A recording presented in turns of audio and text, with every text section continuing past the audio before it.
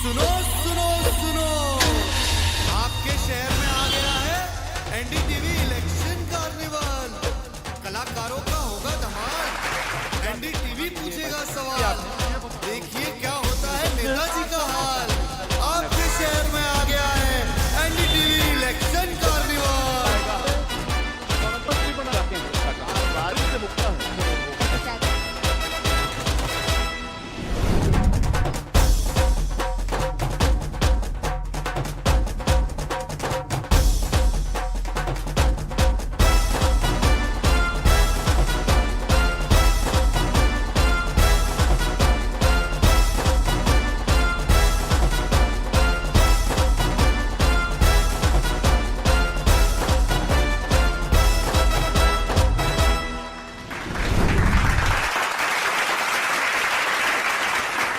नमस्कार, बहुत स्वागत है आपका। एनडीटीवी इंडिया देख रहे हैं आप। और अंबिकापुर में यानी कि सरगुजा में आ गया है एनडीटीवी इलेक्शन कार्निवाल। जी हां, करीब करीब 2771 किलोमीटर का सफर तय करके हम पहुंच गए हैं छत्तीसगढ़ के सरगुजा। छत्तीसगढ़ की कुल 11 सीटें और उसमें अगर सबसे ऊपर आप उत्तरी क्षेत्र में देखें तो ये सरगुजा लोकसभा सीट। और सरगुजा लोकसभा सीट पर इस बार मुकाबला बहुत दिलचस्प। हम दिल्ली से चले, हम उत्तराखंड गए, उत्तराखंड के बाद हम उत्तर प्रदेश गए, उत्तर प्रदेश के बाद हम राजस्थान गए, राजस्थान के बाद हम फिर से उत्तर प्रदेश आए, उसके बाद हम बिहार गए, बिहार के झारखंड के रांची से होते हुए, कल आपने रांची से देखा था एनडीटीवी इलेक्शन कार्निवाल, और उसके बाद अब हम आ पहुंचे हैं छत्तीसगढ़। छत्तीसगढ़ की सरगुजा लोकसभा सीट पर आ गया है एनडीटीवी इलेक्शन कार्निवाल। और अब से कुछ देर में हमारे साथ मेहमान भी होंगे और उन मेहमानों से हम चर्चा करेंगे। हमारे साथ सरगुजा लोकसभा सीट से बीजेपी और कांग्रेस के प्रत्याशी होंगे, वरिष्ठ पत्रकार होंगे, दूसरे पैनलिस्ट होंगे जिनसे हम सरगुजा के मुद्दों पर बात करेंगे और यह भी जानने की कोशिश करेंगे कि आखिर सरगुजा में हवा किसकी है। तो ये है हमारा एनडीटीवी इलेक्शन कार्निवाल, यानी कि चलता फिरता मंच। शहर शहर जा रहे हैं आबो हवा जानने के लिए, सियासी फिजा जानने के लिए। और अब हम आ पहुंचे हैं छत्तीसगढ़। तो एनडीटीवी इलेक्शन कार्निवाल सीट दर सीट आपके शहर में पहुंच रहा है और आज बारी है छत्तीसगढ़ के सरगुजा लोकसभा सीट की। बीजेपी का गढ़ ये सीट रही है, लेकिन क्या कांग्रेस कमाल कर पाएगी? 11 में से पिछली बार 9 और 2 का आंकड़ा था। कोरबा और बस्तर कांग्रेस जीत पाई थी, 9 की 9 सीटें बाकी बीजेपी के खाते में गई थी। लेकिन क्या सरगुजा इस बार फिर बीजेपी के खाते में जाता है या कांग्रेस की शशि सिंह इसे जीत पाती हैं? मुकाबले में चिंतामणि महाराज हैं। मुकाबला बड़ा कड़ा होगा और मैं आपको ऊपर ले चल रहा हूं। यह है हमारा मंच। अब से कुछ देर मेहमान हमारे साथ होंगे और जब मेहमान हमारे साथ होंगे तो हमारे साथ ऑडियंस भी होगी, सरगुजा के लोग होंगे और सरगुजा के लोगों से हम पूछेंगे कि आखिर जो सरगुजियां हैं, सरगुजा के लोग हैं, उनके क्या मुद्दे हैं, क्या परेशानियां हैं, वो नई सरकार से क्या चाहते हैं, वो केंद्र सरकार से क्या चाहते हैं, फिलहाल सरकार से वो कितने काम से संतुष्ट हैं, ये सारे सवाल होंगे। तो आज हम आपको दिखाएंगे एनडीटीवी इलेक्शन कार्निवाल छत्तीसगढ़ की सरगुजा लोकसभा सीट से। और अब हम पैनल में बुलाते हैं छत्तीसगढ़ के 2 कैबिनेट मिनिस्टर्स को। मैं पहले आमंत्रित करता हूं रामविचार नेताम जी को। रामविचार नेताम जी आदिम जाति विकास मंत्री हैं। सर, बहुत स्वागत है आपका, आप मंच पर आइए प्लीज। इसके साथ साथ मैं मंच पर आमंत्रित करता हूं लक्ष्मी राजवाड़े जी को, भटगांव से विधायक हैं, महिला बाल विकास मंत्री हैं। लक्ष्मी जी, बहुत स्वागत है आपका, आप भी मंच पर आइए।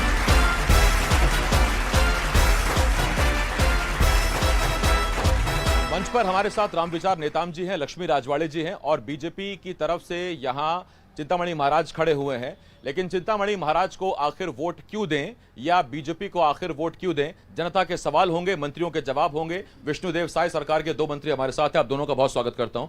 रामविचार नेताम जी, मेरा पहला सवाल आपसे है। राम आपके नाम में है और ये राम वन गमन पथ है सरगुजा। मुझे नहीं पता देश में ऐसी कितनी जगह है जहां रामगढ़ भी हो, लक्ष्मणगढ़ भी हो, लेकिन यहां सरगुजा में है। राम के नाम पर हम देख रहे हैं कि ये राम मंदिर के नाम पर बीजेपी वोट मांग रही है, राम के नाम पर भी बीजेपी वोट मांग रही है। आपसे मेरा सीधा सवाल है कि राम के नाम पर वोट दें, विकास के नाम पर वोट दें या दोनों साथ के नाम पर वोट दें? ये हम सबका सौभाग्य है कि आज आप सबके साथ में एनडीटीवी परिवार के साथ हम सब जुड़ के बात कर रहे हैं।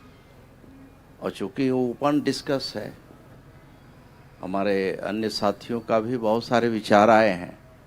जहाँ तक हम सब का सौभाग्य है कि हम लोग इस पुण्य भूमि में हम लोग का जन्म कर्म सब हुआ है। और आज जो कुछ भी हैं तो प्रभु राम की कृपा से ही। तो हमारा तो यहाँ देखिए प्रभु राम का छत्तीसगढ़ को ननिहाल के रूप में जाना जाता ढांचा है राम। और ये सरगुजा की ये सौभाग्य है कि प्रभु राम के साथ साथ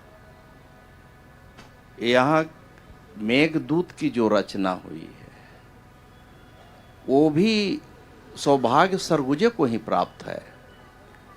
और प्रभु राम तो यहाँ रामगढ़ में रहे हैं और ये सब पूरा एरिया है। आप इस क्षेत्र में जाइए तो रघुनाथ नगर, रामनगर, रामानुज नगर, रामानुजगंज, रामचंद्रपुर, राम विचार,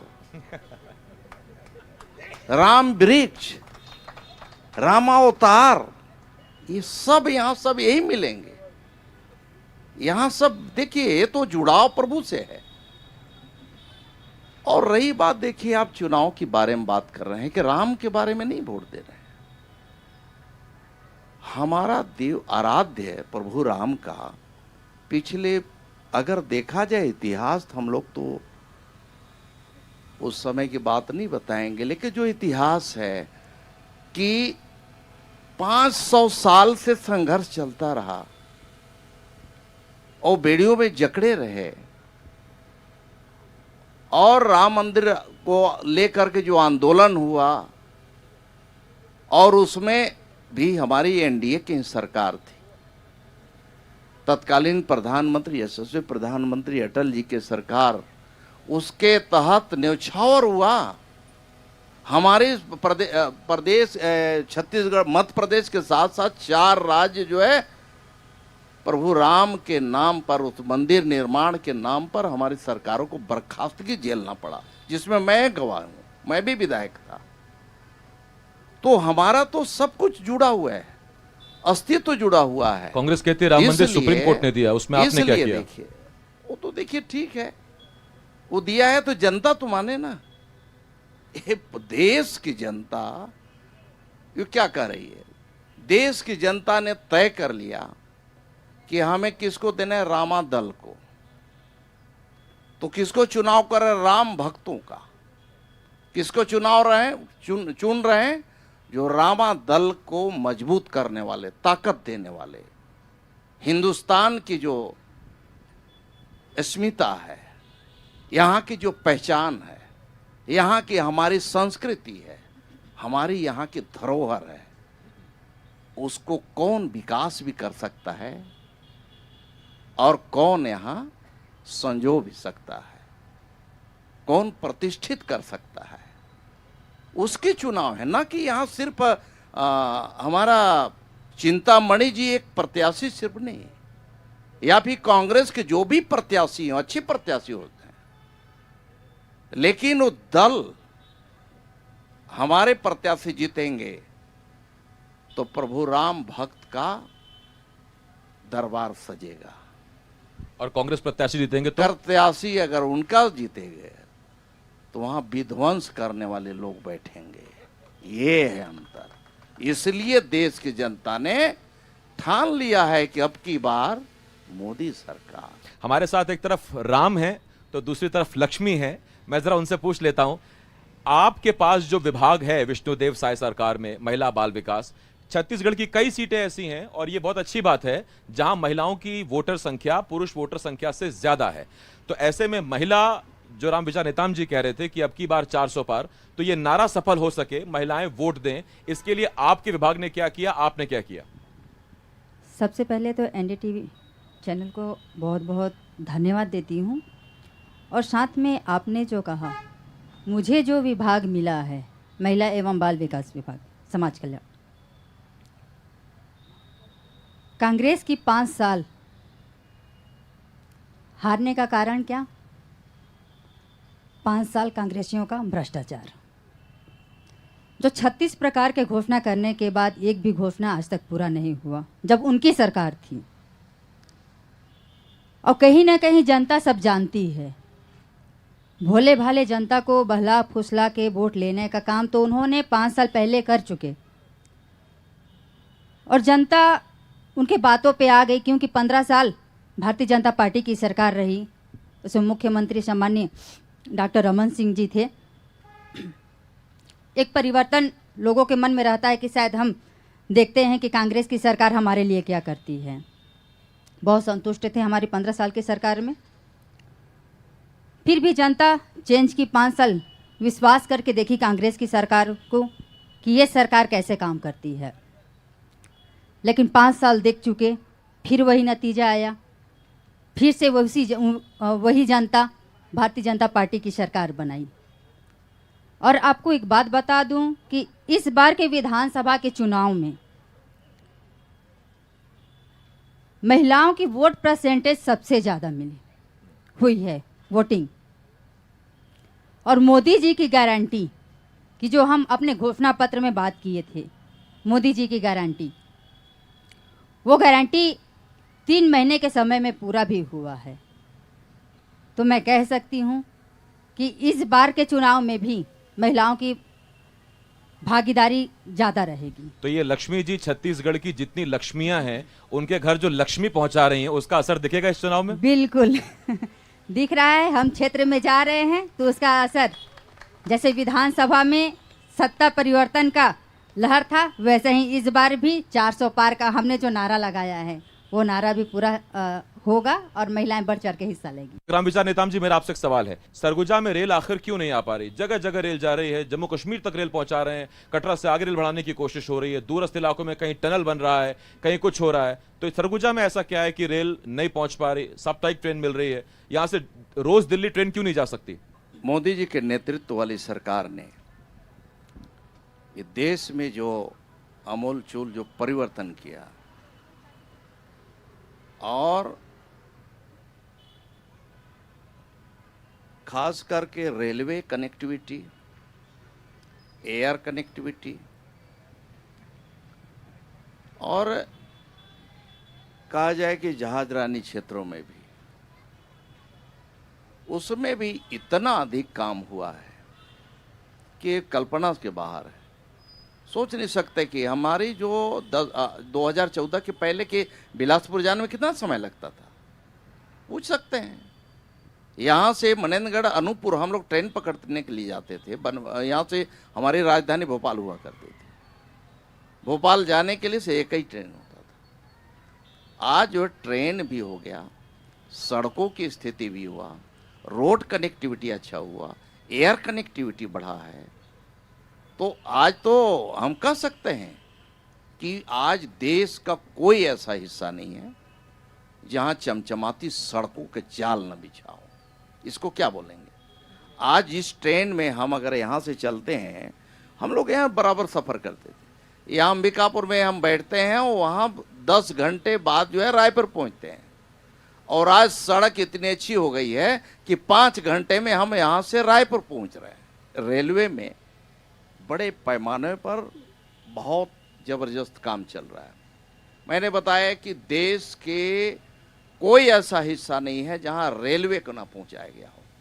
और रेलवे का खास करके हम सीमाओं की सुरक्षा के लिए हमें संसाधन जो झोंकना पड़ता है, ले जाना पड़ता है, वहां तक भी अच्छे बड़े बड़े टनल बना करके वो सब पहुंचाया जा रहा है।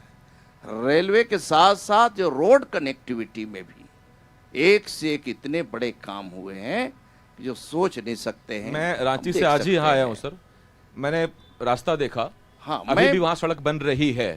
तो वो चुनाव से ऐन पहले सड़क बन रही है, क्योंकि कई जगह ये हालत थी कि हमें ये एनडीटीवी इलेक्शन कार्निवाल बहुत धीरे धीरे चलाना पड़ा कि कहीं ये मंच जो है इतनी मजबूती से बनाया है हमने, लेकिन कहीं इसको कोई नुकसान ना हो।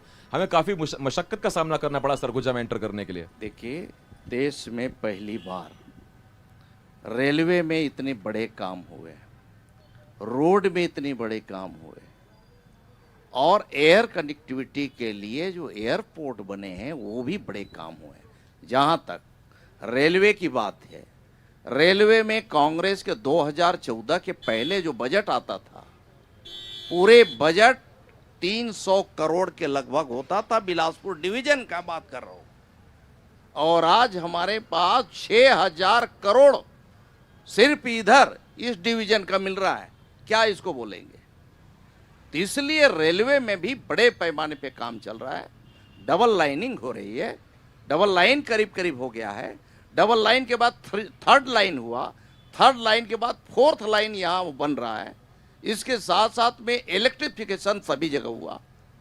ये इतने बड़े पैमाने पे काम कर रहा। हाँ, इस बात को हम भी स्वीकार करते हैं कि अभी रेलवे कनेक्टिविटी में सरगुजा अंचल में बहुत सारा काम होना है। लक्ष्मी जी, आपसे मेरा सवाल है, अब की बार 400 पार, उसके लिए बहुत जरूरी है कि छत्तीसगढ़ में ज्यादा से ज्यादा सांसद बीजेपी के जीते, छत्तीसगढ़ भी अपना पूरा वहां पर सहयोग दे।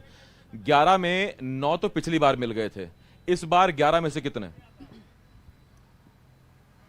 पिछली बार 11 में 9 मिले थे, लेकिन इस बार 400 पार। इस बार 11 की 11 सीट भारतीय जनता पार्टी के पक्ष में जा रही है। कोई एक भी सीट आपको ऐसी याद नहीं आती जहां आपको लगता है कांग्रेस चुनौती दे रही है? बिल्कुल नहीं।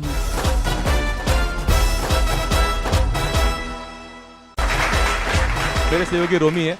रोमी, जरा पूछिए जनता के क्या सवाल है मंत्रियों से? मेरा सवाल जो है राम विचार जी से भी है और लक्ष्मी जी से भी है। जब आप वहाँ थे तो आपके अध्यक्ष थे जसवाल जी, उन्होंने इतना बड़ा लेटर निकाला था हमारे चिंतामणि जी के सवाल पे, जिसमें आप भी समर्थन दिए थे। तो कैसे अब उनके नाम पे आप वोट मांग सकते हैं? इतने बड़े लेटर पे लिखा था। और दूसरा सवाल दीदी से है कि दीदी बोली कि हम लक्ष्मी सबको दे रहे हैं। दीदी, आपके डिप्टी सीएम बोले थे कि कलेक्टर की बीवी हो, चाहे रमन सिंह की बीवी हो, चाहे भूपेश बघेल की बीवी हो, सबको पैसा मिलेगा। पर आप बता दीजिए कि आप लोग उनको दे रही है कि नहीं दे रही है। और तीसरा बस एक सवाल है कि मोदी जी अपना 2014 का गारंटी तो पूरा नहीं कर पाए, तो छत्तीसगढ़ का गारंटी कैसे पूरा करेंगे? अगला सवाल एक और है। मंत्री महोदय जी बोले कि हम पूरे सरगुजा से तीर्थ यात्री को वहां भेजे। मैं एकदम दावे के साथ कर रहा हूं, सिर्फ भाजपा के कार्यकर्ता गए और उनके रिश्तेदार गए। अरे तो सर, जब कांग्रेसियों को बुलाया जाता है तो निमंत्रण नहीं स्वीकार करते आप। मंत्री जी का बोल रहा हूं, उनका कहना है कि 5 आपके बड़े नेता नहीं गए थे, क्यों नहीं गए थे? हमारे अग्रज भी हैं, वरिष्ठ है आदरणीय राम विचार जी भी, और बहन लक्ष्मी, दोनों से आपने शुरुआत किया। मैं दोनों से ही बहुत संक्षिप्त प्रश्न पूछना चाहता हूं कि आदरणीय हमारे राम विचार भैया बता दें कि वर्तमान स्थिति में मोदी जी बड़े हैं कि भगवान राम बड़े हैं? कौन बड़ा है ये बता दें।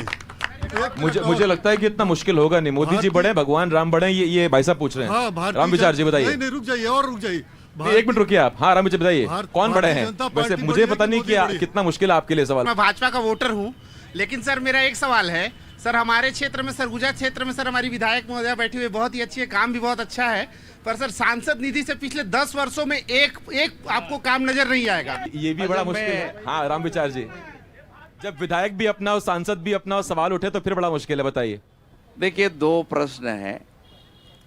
हमारे भाई द्वितेंद्र जी ने प्रश्न किया है कि प्रभु राम का और मोदी जी का। तो मैं समझता हूं कि भक्त और भगवान का छोटा बड़ा आकलन नहीं किया जाता। भक्त भक्त है, प्रभु प्रभु है, और जो प्रभु के अनन्य भक्त होते हैं उनका स्वाभाविक नाम जुड़ता ही है, नाम आ ही जाता है। इसलिए राम के साथ हनुमान का जुड़ता है। इसलिए इसमें कोई तुलना की बात नहीं। जहां तक आपने बताया कि वहां जाने के लिए, अयोध्या धाम जाने के लिए, प्रभु को दर्शन करने के लिए भाजपा कार्यकर्ता गए, आपको किसी ने रोका नहीं है। आप अभी नाम बताइएगा, आपको मैं भेजवाऊंगा पूरा परिवार सहित। दे नोट करिए। अब जहां तक प्रभु राम के दर्शन के लिए जो योजना बनी है सरकार की, ये योजना सबके लिए भैया, लेकिन इस योजना में कुछ व्यवस्था किया गया है। कितने लोग जाएंगे, किस आयु वर्ग के जाएंगे, और उनको ले जाने के लिए हर 50 व्यक्ति के पीछे 1-2 आदमी वहां देखने वाला जाएगा। कोई बुजुर्ग आदमी है, उनको रास्ता दिला देने के लिए, उनको सहारा देने के लिए, उनको उतारने के लिए, उनको दर्शन के लिए, उसके लिए आपके पार्टी के लोग नहीं कर सकते, भाजपा वाले ही कर सकते हैं। ये भाव भाजपा वालों में हो सकता है। आपके लिए देखिए तीर्थ तीर्थ दूसरे ढंग से आप देख सकते हैं, लेकिन हम सब, मैं समझता हूं कि मैं अपना स्वयं अपना जन्मदिन प्रभु राम के दरबार में जाके मनाया। वहां इस प्रकार की व्यवस्था किया जा रहा है कि ये दुनिया का ध्यान जो है अब अयोध्या की ओर खींचा जा रहा है। ये वर्ल्ड हेरिटेज बनाए जा रहे हैं भैया, बन गया। दुनिया का ध्यान आज इस ओर है। कई वहां पे इतने 5 स्टार जो है 12 5 स्टार का MOU हुआ है अभी तक, और यहीं तक वहां कोई होटल खाली नहीं है, कोई धर्मशाला खाली नहीं है, कोई रेस्टोरेंट खाली नहीं है। तो भैया वो तो जिसको जिसका घर है, आपका घर है, आपका जगह है, आपका अगर नहीं देंगे, वो गेस्ट के रूप में अगर वो रख रहा है, उससे आपसे कुछ अगर दक्षिणा ले रहा है, तो आपका वो उनका मामला है ना, इसमें सरकार का तो मामला नहीं है। इसमें मोदी जी तो नहीं बोले हैं कि तुम ऐसा करना है। इस तरह के सोच लेकर के हमें नहीं चलना चाहिए। और जिस सोच के आधार पे वहां काम हो रहा है, मैं समझता हूं कि इसमें टीका टिप्पणी करना, आप जितने टीका टिप्पणी करेंगे, मैं समझता हूं कि प्रभु राम के यहाँ आपका CR खराबे होगा। CR की, हाँ लक्ष्मी जी बोलिए। भाई साहब का कहना था कि कलेक्टर की पत्नी को भी 1000 रुपये मिलेगा। एक मिनट, उसका जवाब मैं आपको बखूबी देती हूँ, बहुत अच्छे तरीके से देती हूँ। कांग्रेस की सरकार थी, 36 प्रकार के घोषणा किए थे, पता है? बेरोजगारी भत्ता सभी युवाओं को मिलेगा। आप गिना दें कितने युवाओं को मिला है बेरोजगारी भत्ता? आप गिना दें। आपने जो क्राइटेरिया निर्धारित किया कि जिनके पास मोटरसाइकिल नहीं हो, आप सुनिए, मेरी बात सुनिए, बेरोजगारी भत्ता कितने लोगों को दिए? हमारे महतारी वंदन योजना छोटी सी क्राइटेरिया है, छोटी सी, एकदम छोटी सी क्राइटेरिया है। जो आर्थिक रूप से सक्षम है, सिर्फ उन्हीं को नहीं दिया जा रहा है। 70 लाख से अधिक महिलाओं को, मेरी बात सुनिए। नहीं खैर देखिए, इस पे जनता तय कर देगी इस चुनाव में। ऐसी पहली योजना है जो हमारे छत्तीसगढ़ में लागू हुआ है और महिलाओं को मिल भी रहा है 1000 रुपए। लक्ष्मी जी, सरगुजा जो कांग्रेस का गढ़ साबित हुआ पिछले विधानसभा चुनाव में, इस बार ऐसा क्या था या क्या वजह थी कि बीजेपी ने वहां पूरा क्लीन स्वीप किया? हाँ, एक अंबिकापुर सीट पर जरूर बाबा जब लड़े थे तो बहुत वो हल्का सा मार्जिन रह गया था, तो वो एक क्या वजह आपको नजर आती है कि सरगुजा बीजेपी पूरा साफ कर गई थी इस बार? देखिए, आपको बता दूं, पिछले के चुनाव में, विधानसभा चुनाव में, मैं पहले भी इस चीज को बोली कि 15 साल बीजेपी की सरकार रही, 5 साल कांग्रेस की सरकार रही, जो 36 प्रकार के वादे किए। और यहाँ के जो डिप्टी CM कांग्रेस के कार्यकाल में जो रहे, TS बाबा जी, मुख्यमंत्री की लड़ाई में आसपास के सभी जनता जनार्दन सोचे कि हमारे आसपास के मुख्यमंत्री रहेंगे तो आसपास क्षेत्र का विकास होगा। इसलिए अपना सरगुजा संभाग से पूरा वोट कांग्रेस के पक्ष में गया था, और कहीं ना कहीं विश्वास की थी जनता उनके ऊपर, और विश्वास पे खरे नहीं उतर पाए कांग्रेस के नेता, तो उसका परिणाम जस्ट उल्टा हो गया। पिछले बार पूरा की पूरा सीट उनको मिली थी, इस बार पूरा की पूरा सीट भारतीय जनता पार्टी को मिल गई। अगर बाबा मुख्यमंत्री होते, जो पिछली बार चुनाव हुए थे विधानसभा के, तो उसके बाद नतीजे इस बार कुछ अलग हो सकते थे क्या, खासतौर पर सरगुजा के? बिल्कुल नहीं हो सकते थे। 36 घोषणा के बारे में बात कर रहे थे। 36 में से पहला घोषणा तो यही था, आपको भी अच्छा लगेगा, कि पूरे सरगुजा अंचल में 14 सीट में ये घोषणा किया गया था कि यहाँ इस बार जो है बाबा TS सिंहदेव जी मुख्यमंत्री बनेंगे अगर जिताओगे तो। 2018 में ही बात हुई थी। अब उनकी बात सोचे कि भाई हमारे यहाँ तक कि हमारे बहुत सारे गांव बूथ वाले लोग, शक्ति केंद्र के लोग, वो लोग भी सोचे चलो कम से कम इतिहास में पहली बार सरगुजा संभाग में एक मुख्यमंत्री तो बनेगा तो अपने आप जो है समस्या दूर हो जाएगा। अब कांग्रेस तो मुख्यमंत्री भी नहीं बनाए, लेकिन जिस प्रकार से अपमानित किया सरगुजा की जनता पूरी देखती रही। बाबा को कोई काम एक भी बता दे कि कोई बड़ा काम हुआ, सभी लोग हैं। इसका जो है यहाँ की जनता ने अच्छा नहीं माना जी। और जनता ही भगवान है लोकतंत्र का, और जनता ने ठाना कि नहीं, इसका बदला हम जरूर लेंगे। और जिस प्रकार से विधानसभा के अंदर भी उनको अपमानित होकर के इस्तीफा देने तक की स्थिति बनी थी, और कुछ विभाग का तो इस्तीफा भी दे दिया कि 18 लाख गरीबों को मकान नहीं मिल रहा है, आप मैचिंग ग्रांट नहीं दे रहे हैं। उन्होंने लेटर लिखा, मुख्यमंत्री जी को लिखा, फाइनेंस मिनिस्टर को लिखा, बाकी जगह लिखा, कि नहीं हुआ। और स्थिति ये बनी कि ये सभी चीजें प्रदेश की जनता देखती रही, और उसका नतीजा रहा कि 14 हम दिए हैं तो 14 हम ले भी सकते हैं। हमें मिला 14 सीट मिला। हम लोग इस कमिटमेंट को हम लोग जानते थे कि हमारे साथ धोखा हुआ था, इस बार धोखा नहीं होगा। और इसीलिए भारतीय जनता पार्टी ने यहाँ इस मिट्टी के लाल को, छत्तीसगढ़ के हमारा इस आदिवासी बाहुल्य जो संभाग जसपुर के हमारे लोकप्रिय नेता आदरणीय विष्णुदेव साय जी को मुख्यमंत्री के रूप में मुख्यमंत्री बनाया। तो एनडीटीवी इलेक्शन कार्निवाल में हमारी कोशिश ये थी कि सरकार के मंत्री सामने है, जनता सामने है, जनता ने सवाल पूछा सीधा मंत्री से और मंत्री उसके जवाब दे रहे थे। यहां हमें एक छोटे से ब्रेक के लिए रुकना होगा। हमारे साथ दोनों मंत्री थे, मैं आपका बहुत धन्यवाद करता हूं। लक्ष्मी जी बहुत शुक्रिया आपका, रामविचार जी बहुत बहुत धन्यवाद आपका हमारे साथ जुड़ने के लिए।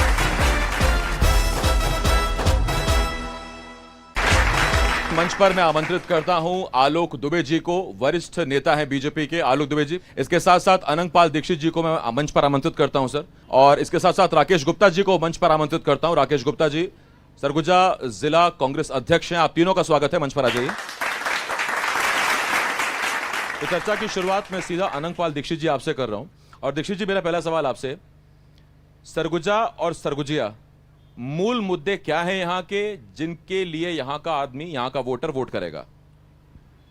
सरगुजा के जो प्रमुख मुद्दे हैं, सबसे पहले तो मैं रेल सुविधा की बात करूंगा कि 2003-2004 से जब से यहाँ पे बीजेपी के सांसद चुनते जा रहे हैं, लगातार 20 साल से बीजेपी के सांसद चुने जा रहे हैं, और तब से रेल सुविधा की मांग उठ रही है।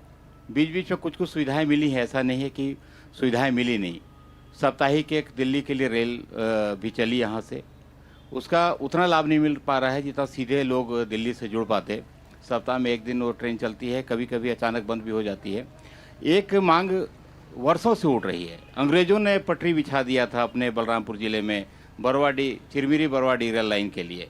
वो मांग हर बार हर लोकसभा के प्रमुख मुद्दे में शामिल है, और हर बार कहा जाता है कि बरवाडी रेल लाइन हम चलाएंगे। वो मांग अभी तक अधूरी है। दूसरी मांग अभी शुरू हुई है साल 2 साल से कि रेणुकूट तक ट्रेन चलाएंगे। उसकी मांग के लिए एक नागरिकों की समिति ने पद यात्रा की, यूपी बॉर्डर से यहाँ तक की पदयात्रा हुई, रेणुकूट से अंबिकापुर तक की। लगा कि हो जाएगा, उसमें कहीं ना कहीं हम लोग भी शामिल थे उस आंदोलन में प्रत्यक्ष रूप से। लगा कि इस मांग को इस बार निश्चित रूप से जो निवर्तमान सांसद थी, विधायक बन चुकी हैं और केंद्र में मंत्री भी रही रेणुका सिंह, उनसे काफ़ी उम्मीदें थीं कि वो मांग पूरी हो जाएगी। लेकिन न बरवाडी का मांग पूरा हो सका, न रेणुकूट का मांग पूरा हो सका। और जो कई इंटरसिटी की मांग चल रही है कि जो रायपुर तक, दुर्ग तक जो ट्रेन जाती है उसको नागपुर तक कर दिया जाए, तो एक बड़े महानगर से जुड़ जाएंगे सीधे। लेकिन स्थानीय स्तर पे जो रेल की कमी है, सुविधाओं की कमी है, उससे यहाँ का हर वर्ग जूझ रहा है। दीक्षित जी, आपने रेल की बात की, लेकिन कुछ और मुद्दे भी हैं सरगुजा के। जैसे हाथी जितना बड़ा है उतनी बड़ी समस्या सरगुजा के लिए है। इसके अलावा फूड प्रोसेसिंग यूनिट की भी बात हुई थी, और जब रेल का मुद्दा उठा है तो आलोक जी हमारे साथ हैं। आलोक जी, पूरे देश में वंदे भारत पूरी रफ्तार से दौड़ रही है, सरगुजा में रेल की रफ्तार धीमी क्यों पड़ जाती है? अभी मेरे भाई, मेरे मित्र वरिष्ठ पत्रकार अनंग दीक्षित ने बहुत विस्तार से सरगुजा की जो मूलभूत समस्याएं हैं, क्या चाहिए वो बताया। आपने प्रश्न किया कि वंदे भारत पूरे भारत में दौड़ रही है। तो आपको बताना चाहूँगा कि आज़ादी को 77 साल हो गए। हमारी सरकार, एनडीए की सरकार या बीजेपी की सरकार सिर्फ 16 साल रही और ये 61 साल रहे कांग्रेस के लोग। और ये जो इलाका था ये सामंती एक रियासत से ओतप्रोत इलाका था। तो जो यहाँ के कर्णधार थे, जो सत्ता में थे, कांग्रेस के सरकार में बहुत प्रमुख माने जाते थे, ये रेल का विस्तार नहीं चाहते थे कि सरगुजा में रेल आए। रेल भी विश्रामपुर से अंबिकापुर को हमारी सरकार, माननीय अटल जी की सरकार, इन्होंने दिया और हमारे पूर्व सांसद स्वर्गीय लरंग साय जी उस रेल को लाए। आपने एक बात कही कि वंदे भारत, अब हमारी सरकार माननीय मोदी जी के नेतृत्व में पूरे देश में वो समय भी आएगा जब सरगुजा से वंदे भारत भी चलेगा और जो भी ट्रेन यहाँ से और जो ट्रेन है सुबह शाम को रायपुर के लिए जरूर चलेगा और हमारी सरकार इस दिशा में प्रयासरत है। ठीक, राकेश जी, आप यही कहेंगे कि केंद्र में सरकार थी नहीं, राज्य में 5 साल सरकार थी, या कोई और वजह है? कांग्रेस क्यों नहीं दिला पाई सरगुजा को रेल? सबको नमस्कार। आज एनडीटीवी के माध्यम से मुझे कहने का मौका मिला। रेलवे के बारे में जो बात हो रही है, मैं आलोक दुबे जी की बात से ही शुरू करूंगा कि सैकड़ों हमारी जो सुपर फास्ट और जो रेगुलर ट्रेनें हैं उनको एक किनारा लगा करके कुछ वंदे भारत देश के अंदर चल रहे हैं। उसमें से जो बात हुई, हमारे यहाँ जो आधा अधूरा ट्रेन एक मिला है अंबिकापुर से दिल्ली, वो कुछ दिन चलती है और कुछ दिन बंद रहती है। जबलपुर तक की ट्रेन की वही स्थिति है। 20 साल से यहाँ पर बीजेपी की लगातार सांसद हैं।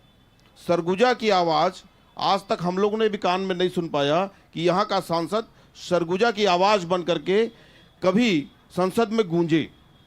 और अगर 20 साल से लगातार इनकी सांसद हैं, अभी रेणुका जी थी ट्राइबल मिनिस्टर, आज मुझे कहीं वो प्रचार में नहीं दिखती हैं, नामांकन में भी मेरे ख्याल से आज थी कि नहीं थी नहीं मालूम, लेकिन प्रचार में तो कहीं नहीं दिखी। वो ट्राइबल एरिया में एक पहचान नहीं बता पाएंगे कि मैंने अपने कार्यकाल में ये उपलब्धि दिया एज ए ट्राइबल मिनिस्टर। रह गया आपने जो बात, तो इसलिए शायद हो सकता है कि बीजेपी ने उन्हें हटा दिया, लेकिन आपने खेलसाय सिंह को क्यों हटा दिया? खेलसाय सिंह जी विधायक थे और लगातार यहाँ 3 बार सांसद रहे। स्वास्थ्यगत कारणों से खेलसाय सिंह जी इस बार चुनाव नहीं लड़ रहे हैं। जो अभी चुनाव लड़ रही है वो खेलसाय सिंह जी की नातिन है और वो शशि सिंह जी, युवा चेहरा को हमने मौका दिया है और वो बहुत बेहतर करने का प्रयास कर रही है। ठीक, एक चीज आलोक जी आपसे पूछ रहा हूं, उसके बाद फिर मैं अनंगपाल जी आपके पास आऊंगा। आलोक जी, कल जब हम रांची में थे तो रांची में एक विपक्षी पार्टी के नेता बैठे थे और वो कह रहे थे कि 33% महिलाओं को आरक्षण, ये आरक्षण, वो आरक्षण। वो कह रहे थे कि भाजपा में मूल भाजपाइयों को 33% आरक्षण की जरूरत है, क्योंकि अब बाहर से आए हुए सारे लड़ रहे हैं और जो मूल कार्यकर्ता हैं वो खाली बैठे हैं। आपको बता दूं, इनको जानकारी होनी चाहिए कि चिंतामणि महाराज जी हमारे ही सरकार में, डॉक्टर रमन सिंह जी की सरकार में, और मेरे बहुत ही सम्मानीय राम विचार जी नेताम अभी हमारे मंत्री बैठे हैं, ये भी जब मंत्री थे उस समय वो संस्कृत बोर्ड के अध्यक्ष थे। किसी कारणवश वो चुनाव नहीं लड़ पाए और इन लोगों ने ही, उनकी लोकप्रियता काल में था कि एक जगह नहीं 2-2 जगह से कांग्रेस का टिकट देके उनको विधायक बनाया। वो लुंड्रा से भी विधायक बने और सामरी से भी बने। अब इनको मंथन करना चाहिए कि क्या ऐसी बात आई कि चिंतामणि महाराज हमारी पार्टी से आके आज प्रत्याशी बन गए। बाकी जहां तक रही युवा की बात, तो युवा कितने बेहतर काम कर रहे हैं, उनको अगर जिम्मेदारी मिले तो लक्ष्मी राजवाड़े जी बैठी हुई हैं, देखिए यंगेस्ट मिनिस्टर है और ये खिताब इनके नाम पे, तो युवा बढ़िया काम कर रहे हैं। शशि सिंह को मौका मिलेगा तो उनको भी बढ़िया काम करेंगे। मैं सर दीक्षित जी आपके पास आ रहा हूँ। दीक्षित जी, जब ये कहा जा रहा है कि इनको नेता नहीं मिल रहे हैं या कांग्रेस को अगर चेहरा नहीं मिल रहे हैं, तो ये रणनीति का हिस्सा है या फिर क्या वजह है कि भूपेश बघेल दुर्ग से ना लड़के वो आके राजनांदगांव से चुनौती दे रहे हैं? अगर मैं सरगुजा लोकसभा क्षेत्र की बात करूं तो कांग्रेस ने पहली बार कुछ अच्छा कदम उठाया है, क्योंकि यहाँ के जो लोग हैं पुराने चेहरे को देखते देखते थक गए हैं वो चाहे भाजपा की बात हो चाहे कांग्रेस की बात हो, कि कोई क्यों 25 साल 30 साल तक विधायक रहेगा, सांसद रहेगा, अच्छा काम करेगा तो रहेगा। अगर दोनों ही पार्टी युवाओं को आगे कर रही हैं, अगर भाजपा ने भटगांव में लक्ष्मी राजवाड़ी जी को आगे किया और आज पहली बार विधायक बन के, आपने खुद कहा वो यहाँ मिनिस्टर बन गई कैबिनेट की, तो हर युवा को अच्छा लगा, वो चाहे कांग्रेस का हो चाहे भाजपा का हो, कि एक युवा को विधायक बनते मंत्री बना दिया गया। कई पुराने भाजपा के दिग्गज अभी मंत्री के लाइन में थे, जो 5 साल छोड़ दें पिछला, उससे पहले दिग्गज कहलाते थे, वो दिग्गज सब कहाँ गायब हो गए। तो ये पार्टी की रणनीति, केंद्रीय मंत्री विधायक बन गए जी, केंद्रीय मंत्री उसको उनको शासन को पूरा 5 साल पूरा होने नहीं दिया गया। तो बातें होते रहती है, राजनीति में सब कुछ चलता है, लेकिन मेरे हिसाब से और मैं सरगुजा के लोगों के हिसाब से कहूँ तो कांग्रेस ने पहली बार अगर कोई अच्छा कदम उठाया है कि एक युवा नेत्री को सामने लाया है, साफ सुथरी छवि की, कोई आरोप नहीं है, इसलिए थोड़ा सा फाइट दिख रहा है। अगर वही प्रेम साय सिंह, वही खेल साय सिंह मैदान में होते तो फाइट बिल्कुल भी नहीं होती। ठीक है, दीक्षित जी कहते हैं इसमें कुछ फाइट रहेगी। राकेश जी, आपसे सवाल बड़ा सीधा सा है। जो ये फाइट की बात अभी दीक्षित जी ने की, उन्होंने कहा कि पहली बार आपने यहां से कुछ अच्छा काम किया है। फाइट इसलिए टफ है आपकी क्योंकि ये सीएम की कॉन्स्टिट्यूंसी है, क्योंकि यहां से मंत्री सामने बैठे हुए हैं और ये एसटी जिस सीट जिसके लिए रिजर्व है उस वर्ग से मुख्यमंत्री आते हैं। क्या वोट मांगेंगे आप, क्या क्या कह के वोट मांगेंगे? देखिए, अभी मैं आलोक दुबे जी के एक सवाल का पहले जवाब दे दूं कि इनकी मानसिकता में युवाओं पर विश्वास करने का नहीं है। आज लक्ष्मी राजवाड़े जी के ऊपर भी प्रश्न चिन्ह इन्होंने लगा दिया कि 32 साल 30 साल की अगर हमारी महिला बहन इस पोजीशन पे है तो उसमें क्षमता है। केवल आईएएस ही नहीं बनेंगे, ये जनप्रतिनिधि बन के टॉप जगह पे पहुंचेंगे और अच्छे सवाल उठाएंगे। और भारत जो है युवाओं का देश है, एक तो पहली बात ये। दूसरी बात, चिंतामणि जी की लोकप्रियता के बारे में इन्होंने बात कही, तो आज चिंतामणि जी की लोकप्रियता हम लोग देखे। आदरणीय मुख्यमंत्री जी भी थे, सभी वरिष्ठ लोग थे, और संगम चौक के आसपास जब चिंतामणि जी की रैली निकली नामांकन के लिए तो उनकी लोकप्रियता का मूल्यांकन शहर के लोग कर रहे थे कि कितने लोगों के साथ वो लोग यहाँ तक पहुँचे हैं। रह गया मुख्यमंत्री जी की बात, तो मुख्यमंत्री जी का कार्यकाल अभी 3-4 महीने का हुआ है।